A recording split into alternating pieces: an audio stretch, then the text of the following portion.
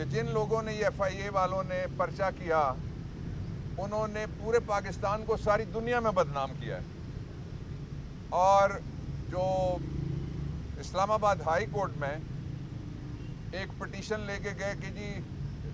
Fair comment ہو گیا، ایک senior وکیل صاحب ہیں ان کے خلاف فیئر کامنٹ ہو گیا تو انہیں عدالت کی کارروائی کریں۔ پھر جو پاکستان کے 3 منسٹرز ہیں جن کی ذمہ داری ہے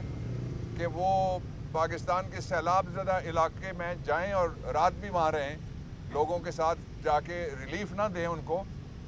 انہوں نے تکلیف دینی شروع کی ہوئی ہے۔ آپ اگر جب سے سیلاب آیا ہے ان کی پریس کانفرنسیں نکالیں امپورٹڈ گورنمنٹ اور اس کی امپورٹڈ کیبنٹ کی،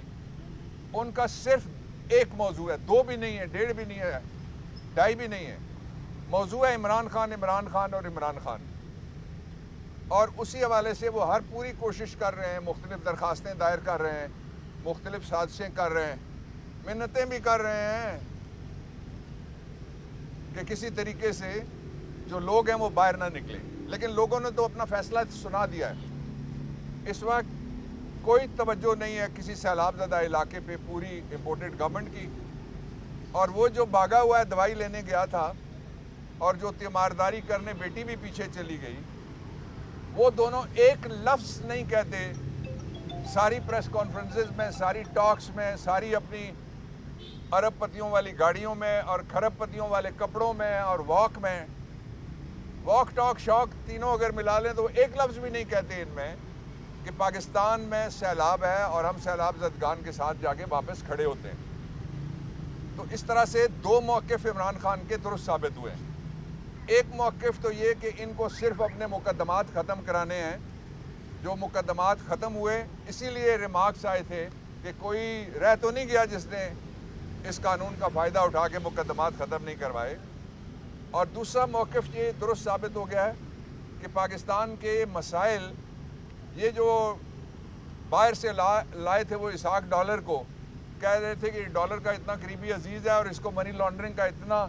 ایکسپیرینس ہے، اور جو Pakistan money laundering network ہے PMLN یعنی Pakistan money laundering network, وہ کہہ رہی تھی کہ یہ ڈالر بہت نیچے 100 تک لے کے آ جائے گا، اور وہ خود بھی کہتا تھا 200 سے نیچے میں لے کے جاؤں گا۔ لیکن جب سے Pakistan money laundering network کی امپورٹڈ گورنمنٹ آئی ہے، بدقسمتی کی بات یہ ہے کہ ڈالر آلوؤں سے زیادہ مغربی بارڈر کی دوسری طرف جا رہا ہے، اور جو جتنے بھی ادارے ہیں، کسٹم انٹیلیجنس ہو گیا، FIA ہو گئی، باقی جتنا بھی آپریٹس ہے پاکستان کی ریاست کا، وہ سارے ایک کام پہ لگے ہیں عمران خان کے خلاف، اور ملک کی اکانومی دڑام سے نیچے گر چکی ہے۔ آج لوگوں کی بائنگ پاور ختم ہو گئی، اس قدر زیادہ مہنگائی ہے، بل کوئی نہیں دے سکتا، اتنی زیادہ بجلی مہنگی ہے۔ تو ان سارے حالات میں بہت ضروری ہے کہ فوری طور پہ الیکشن کا اعلان کیا جائے، اور اگر چند ماہ یہ اور چپکے رہے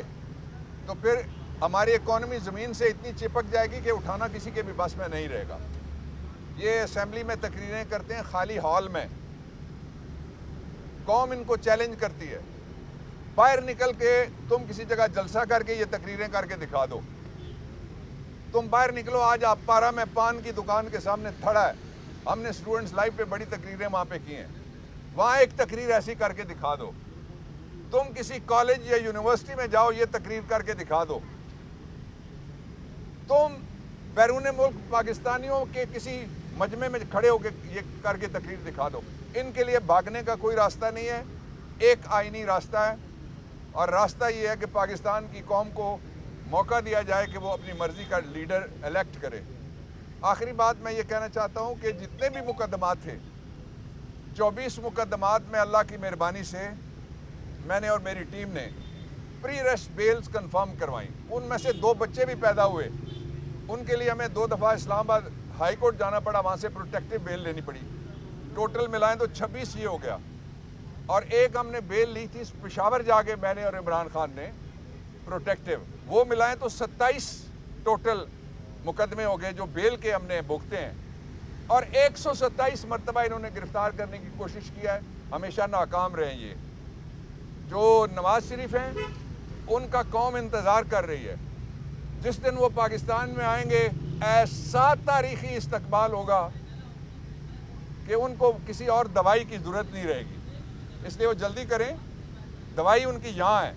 اور وہ لوگوں کے پاس ہے، گورے ڈاکٹروں کے پاس نہیں ہے، یا ان کا جو پاکٹ سائز ڈاکٹر ہے اس کے پاس بھی نہیں ہے۔ اس لیے پاکستان کو مذاق بنا دیا گیا ہے، سرزمین بے آئین بنا دیا گیا ہے، لوگوں کے ساتھ ہر طرح کے مظالم ہو رہے ہیں، اور سب سے بڑا ظلم معاشیات کا ہے۔